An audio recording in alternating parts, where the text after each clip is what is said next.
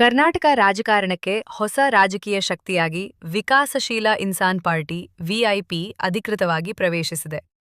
ಶೋಷಿತರು, ಹಿಂದುಳಿದ ವರ್ಗಗಳು ಹಾಗೂ ಅಲೆಮಾರಿ ಸಮುದಾಯಗಳ ರಾಜಕೀಯ ಪ್ರಾತಿನಿಧ್ಯಕ್ಕಾಗಿ ಪಕ್ಷ ಕಾರ್ಯನಿರ್ವಹಿಸುವುದಾಗಿ ಘೋಷಿಸಲಾಗಿದೆ. ಬೆಂಗಳೂರಿನ ಖಾಸಗಿ ಹೋಟೆಲ್ನಲ್ಲಿ ನಡೆದ ಪತ್ರಿಕಾಗೋಷ್ಠಿ ಹಾಗೂ ಸಮಾವೇಶದಲ್ಲಿ ಬಿಹಾರದ ಮಾಜಿ ಸಚಿವ ಹಾಗೂ ವಿಐಪಿ ಪಕ್ಷದ ಸಂಸ್ಥಾಪಕ ಮುಕೇಶ್ ಸಹಾನಿಯವರು ಕರ್ನಾಟಕ ರಾಜ್ಯ ಘಟಕಕ್ಕೆ ವಿದ್ಯುಕ್ತ ಚಾಲನೆ ನೀಡಿದರು. ಮುಂಬರುವ ಗ್ರಾಮ ಪಂಚಾಯತ್, ತಾಲೂಕು ಪಂಚಾಯತ್ ಹಾಗೂ ಜಿಲ್ಲಾ ಪಂಚಾಯತ್ ಚುನಾವಣೆಗಳಲ್ಲಿ ಸ್ಪರ್ಧಿಸುವ ಮೂಲಕ ರಾಜ್ಯದಲ್ಲಿ ಬಲವಾದ ರಾಜಕೀಯ ಶಕ್ತಿಯಾಗಿ ಹೊರಹೊಮ್ಮುವ ವಿಶ್ವಾಸವನ್ನು ಪಕ್ಷ ವ್ಯಕ್ತಪಡಿಸಿದೆ. ಕಾರ್ಯಕ್ರಮದಲ್ಲಿ ಮಾತನಾಡಿದ ಪಕ್ಷದ ಸಂಸ್ಥಾಪಕ ಮುಕೇಶ್ ಸಹಾನಿಯವರು ತಮ್ಮ ಜೀವನ ಹೋರಾಟದ ಹಾದಿಯನ್ನು ಹಂಚಿಕೊಂಡರು. ಮೀನುಗಾರರ ಕುಟುಂಬದಲ್ಲಿ ಜನಿಸಿ ಅತಿ ಕಡಿಮೆ ಕೂಲಿಗೆ ಕೆಲಸ ಮಾಡಿದ ತಮ್ಮ ಬದುಕಿನ ಅನುಭವಗಳನ್ನು ನೆನಪಿಸಿಕೊಂಡ ಸಹಾನಿಯವರು ಶೋಷಿತ ಹಾಗೂ ಹಿಂದುಳಿದ ಸಮುದಾಯಗಳ ಹಕ್ಕುಗಳಿಗಾಗಿ ತಮ್ಮ ರಾಜಕೀಯ ಹೋರಾಟ ಮುಂದುವರಿಯುವುದಾಗಿ ಹೇಳಿದರು.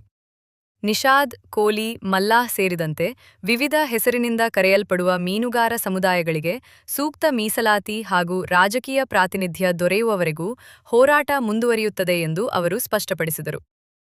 ಅಧಿಕಾರಕ್ಕಾಗಿ ಎಂದಿಗೂ ರಾಜಿ ಮಾಡಿಕೊಂಡಿಲ್ಲ ಎಂದು ಹೇಳಿದ ಅವರು, ಗುಡಿಸಲಿನಲ್ಲಿದ್ದರೂ ರಾಜನಂತೆ ಬದುಕುತ್ತೇವೆ, ಅಧಿಕಾರಕ್ಕಾಗಿ ಯಾರಿಗೂ ಗುಲಾಮರಾಗುವುದಿಲ್ಲ ಎಂದು ಅಭಿಪ್ರಾಯಪಟ್ಟರು.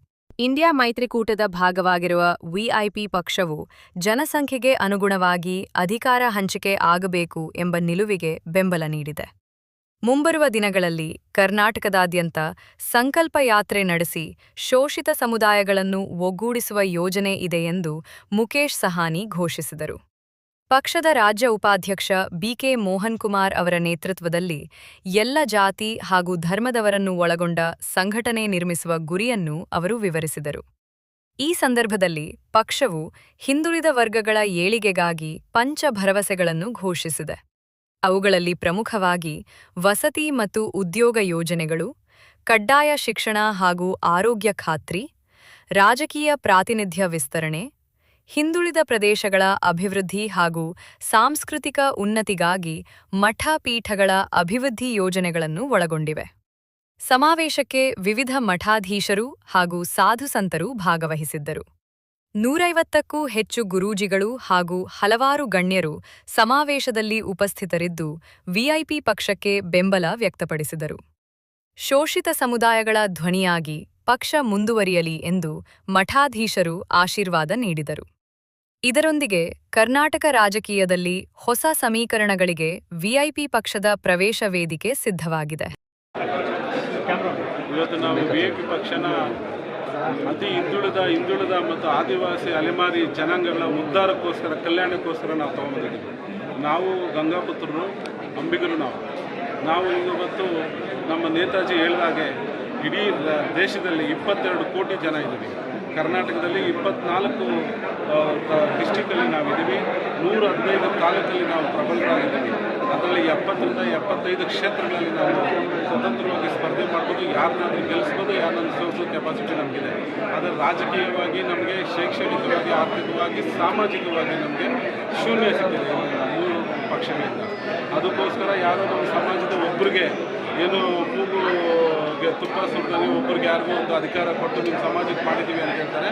ನಾವು ಕೇಳ್ತದ್ದು ನಮ್ಮ ಸಮಾಜ ಎಷ್ಟಿದೆ, ನಮ್ಮ ಸಮಾಜಕ್ಕೆ ಅದಕ್ಕೆ ಅನುಗುಣವಾಗಿ, ನಮ್ಮ ಪಾಪ್ಯುಲೇಷನ್ ಅನುಗುಣವಾಗಿ ನಮ್ಗೆ ಅಧಿಕಾರ ಬೇಕು. ಅದ್ರ ಜೊತೆಯಲ್ಲಿ ನಮಗೆ ಎಸ್ ಬೇಕು. ಈಗ ನಾವು ಟ್ರೈಬಲ್ಸು ಹೇಗೆ ನೀವು ನಾಯಕರಿಗೆ ನೀವು ಕೊಟ್ಟಿದ್ದೀರಿ, ಅದೇ ರೀತಿ ನಮಗೂ ಕೊಡಿ. ನಾವು ಜಲ ಬೇಟೆಗಾರರು, ಅವರು ನೆಲ ಬೇಟೆಗಾರರು. ಹಾಗಾಗಿ ನಾವು ಈ ಒಂದು ದೇಶಕ್ಕೆ, ಈ ಒಂದು ಸಮಾಜಕ್ಕೆ ನಾವು ಮಹಾಭಾರತನೂ ಕೊಟ್ಟಿದ್ವಿ, ರಾಮಾಯಣನೂ ಕೊಟ್ಟಿದ್ವಿ.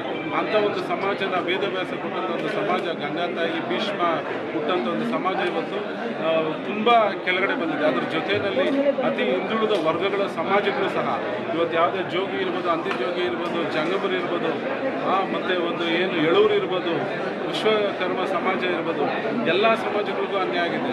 ಆದ್ದರಿಂದ ನಾವು ಈ ಪಕ್ಷ ತಂದಿದ್ದೀವಿ. ನಾಳೆ ಈ ಒಂದು ಪಕ್ಷದ ಸಿಂಬಲಿಂದ, ಈ ಒಂದು ಪಕ್ಷದ ವೇದಿಕೆಯಿಂದ ಅನೇಕ ಹಿಂದುಳಿದ ವರ್ಗಗಳ ಜನಕ್ಕೆ ಅಧಿಕಾರ ಕೊಡುವಂಥ ದೊಡ್ಡ ಧ್ವನಿ ಆಗುತ್ತೆ ಅಂತೇಳಿ ನಾನು ಇಲ್ಲಿ ಹೇಳಕ್ಕೆ लॉन्च हुआ। बीके मोहन जी के नेतृत्व में हमने पार्टी को लॉन्च किया है।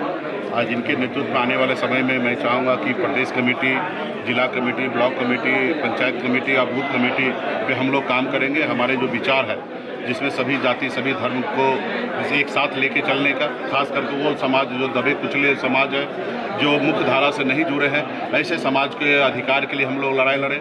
मैं खुद एक फिशरमैन कम्युनिटी से आता हूँ, मछुआरा समाज से आता हूँ, और बिहार में हमने अपने समाज का अधिकार दिलाने के लिए हमने पार्टी बनाया, और वो पार्टी आज देश भर में हमारी पार्टी हमारी पहचान पहुँच रही है।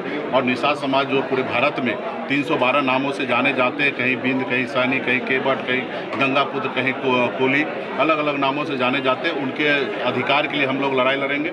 क्योंकि देश में कहीं निषाद समाज जो है एससी में, कहीं एसटी में, कहीं ओबीसी में है, लेकिन मेरा मानना है कि देश एक है, संविधान एक है, देश के प्रधानमंत्री एक है, तो इस समाज के साथ अन्याय नहीं होना चाहिए। इनको हर जगह पे एससी का आरक्षण मिलना चाहिए, और इस लड़ाई को हम लोग बिहार में लड़ाई लड़ रहे हैं। और आने वाले समय में दिल्ली में हमारी अपनी आने वाले समय में पकड़ हो, इसके लिए अलग अलग प्रदेश में हम अपने संगठन को खड़ा कर रहे हैं, ताकि ज़्यादा से ज़्यादा भविष्य में हमारे सांसद जीत के जाएँ, ताकि दिल्ली में जब जो भी सरकार हो, निश्चित तौर पर आने वाले समय में निषाद समुदाय, फिशरमैन समाज को उनके उचित जो आरक्षण का लाभ है वो आने वाले समय में दे। पार्टी को एक ही जाति और एक धर्म के नहीं होता, पार्टी जो है वो हमेशा सभी जाति, सभी वर्ग, सभी धर्म के लोगों के लिए होता है, और पार्टी किसी एक व्यक्ति के लिए नहीं काम करता, सभी वर्ग के लिए काम करते। तो आने वाले समय में हमारी पार्टी का, भले हम फिशरमैन मछुआरा समाज से आते हैं, लेकिन हमारी जो सोच है कि गरीब को हमेशा कल्याण होना चाहिए, उनके अधिकार के रक्षा होना चाहिए। तो आने वाले समय में सभी वर्ग के लोगों के लिए हम लोग काम करेंगे, और प्रदेश में जो भी समस्या है उसको लेके अलग से एक मैनिफेस्टो बनेंगे। यहाँ पे हमारी कमेटी लोगों के बाद जो ज़रूरतें हैं, जो समस्या है, उनको लेके हम लोग मैनिफेस्टो बनाएंगे। यहाँ का लीडरशिप ही निर्णय लेंगे कि यहाँ पे हमें कैसे विचार को, कैसे काम हमें करना है। और सेंट्रलाइज लीडर का एक ही सोच होता है कि गरीब लोगों का हमेशा कल्याण हो, तो उसको लेके हम लोग आज प्रदेश में काम करेंगे।